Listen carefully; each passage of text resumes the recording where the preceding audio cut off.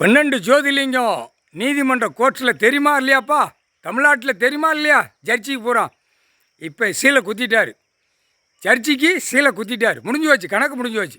உட்கார்ந்துருக்கார் நீதி அரசர், நீதிமான், நீதித்துறை, நீதிபதி, ஜட்ஜி கணக்கு போடுறது. இந்த ஜென்மத்தில் ஜட்ஜியாக உட்காந்துருக்கார்.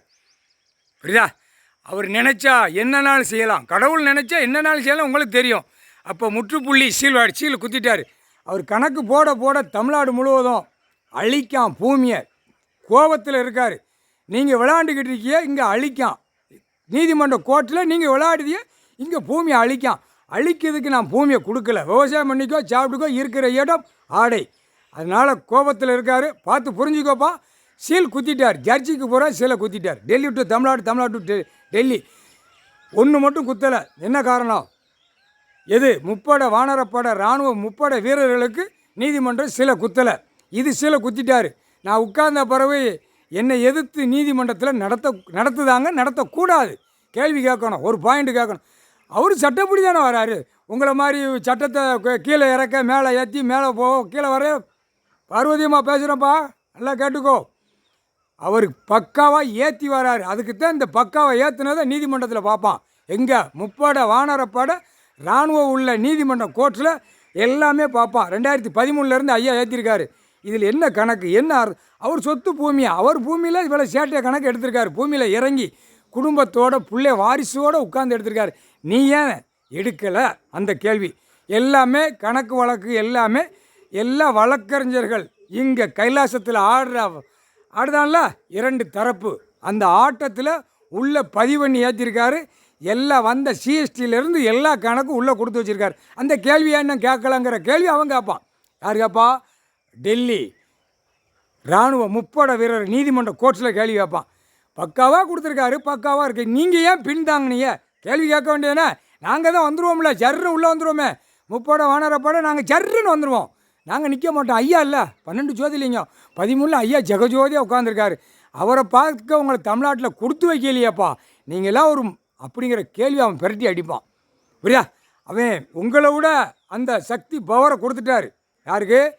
டெல்லியில், மகாராஷ்டிராவில், ஜம்மு காஷ்மீரில் எல்லா நீதிமன்ற கோர்ட்டுக்கு வானரப்படை இராணுவத்துக்கு பவரை கொடுத்துட்டார்.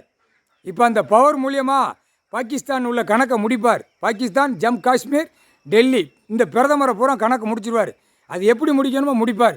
முடித்தோடனே அந்த நீதிமன்ற கோர்ட்டில் கேள்வி ஆயிடுச்சு. பிரதமரை பூரா கேள்வி கேட்க ஆரம்பிச்சு. என்னமோ போட்டு பாம்பு போட்டு நான் பாகிஸ்தானில் நான் நாட்டி நடுக்கி நக்கி நடத்துவோம்னு இவன் நினைக்கான். யார்? பிரதமர்.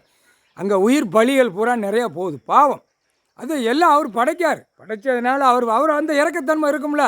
பூமியில் கொடுத்துருக்கேன், சாட்டு போட்டோம். அகம்பாத சேட்டை பண்ணக்கூடாது, அநியாய சேட்டை பண்ணக்கூடாது. எனக்கு அதுதான் அப்படின்ட்டார். ஆனால் எல்லா நாட்டிலையுமே சிவன் ஆலயம் உள்ளே இருக்குது. தெரியுமா இல்லையா? நீதிமன்ற கோர்ட்டு தமிழ்நாடு, டெல்லி தெரியுமா இல்லையாப்பா? பாகிஸ்தானில் இருக்கார். இப்போ பாகிஸ்தானில் உள்ள கணக்கு அங்கே எடுத்து உட்காந்து பார்த்துக்கிட்டு இருக்காரு. அவர் ஒவ்வொரு நாட்டிலையும் உட்காந்து பார்க்கக்கூடிய டைம் வந்து விட்டது. பார்த்துக்கிட்டு இருக்கார். எல்லா நாட்டிலையும் சிவன் கோயில் ஆலயம் எல்லாமே இருக்குது. இந்த ஜென்மத்தில் ஜட்ஜியாக உட்காந்து பிடிச்சி இருக்குதார். ஜட்ஜி நடத்துனது சரியில்லை அப்படின்ட்டார். டெல்லி டு தமிழ்நாடு, தமிழ்நாடு டு டெல்லி வரைக்கும் நடத்துனது சரியில்லை. தப்பு செஞ்சால் உள்ளே தூக்கி போடணும். இராணுவம் இருக்குல்ல, ஒவ்வொரு நீதிமன்றத்துக்கு தூக்கி போடணும். வா 100 பேர் வா, ஒவ்வொரு நீதிமன்றத்தில் உட்காரு, சேட்டை பண்ணுதான், இவனை தூக்கி உள்ளே போடு, குடும்பமே உள்ளே தூக்கி போட்டிருந்தா உங்களுக்கும் பாதுகாப்பாக போயிடும். உங்களுக்கு எந்த சேட்டை வராது, உங்களையும் பார்க்க மாட்டான், கம்முன்னு பயந்து போவான்ல. அப்போ நீங்களும் விட்டுட்டியே, நீங்களும் கை நீட்டி எல்லா விளையாட்டும் விளையாண்டுட்டியேன்னு முற்றுப்புள்ளி சீலை குத்திட்டார். முக்கால் சத்தியம் புரிஞ்சுக்கப்பா.